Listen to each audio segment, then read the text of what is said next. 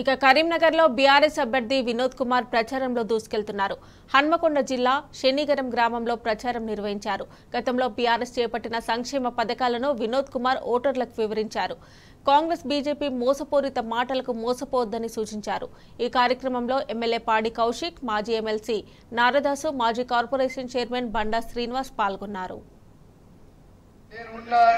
స్పందించే వ్యక్తి ఎవరంటే అది వినోద్ కుమార్ గారు అని చెప్పి సందర్భంగా మీ అందరికీ తెలియజేస్తా ఉన్నాను. ఇలా కళ్యాణ లక్ష్మి మన ఆడబిడ్డలు పెళ్లి చేసుకుంటే తులం బంగారం ఇస్తా అన్నాడు. తులం బంగారం వచ్చిందా? కనీసం చెక్కులు వస్తున్నాయా? ఆలోచన చేయండి. తులం బంగారం వచ్చిన వాళ్ళందరూ కాంగ్రెస్ కి వేయండి, రాని వాళ్ళందరూ బీఆర్ఎస్ పార్టీకి వేయండి. ఒక్కసారి ఆలోచన చేయండి. ఇలా కేసీఆర్ నాయకత్వంలో ఇది నిజం. నేను కేవలం అబద్ధాలు చేసే ప్రయత్నం చేస్తా ఉన్నాను. దయచేసి ఆలోచన చేయండి. ఇలా మన కొందరు ప్రచారం చేస్తున్నారు. కాంగ్రెస్ వాళ్ళకి, బీజేపీ వాళ్ళకి కేంద్రంలో ఉంటే కదా మరి తెలంగాణ గులాబీ జెండా ఏమవసరం అంటారు.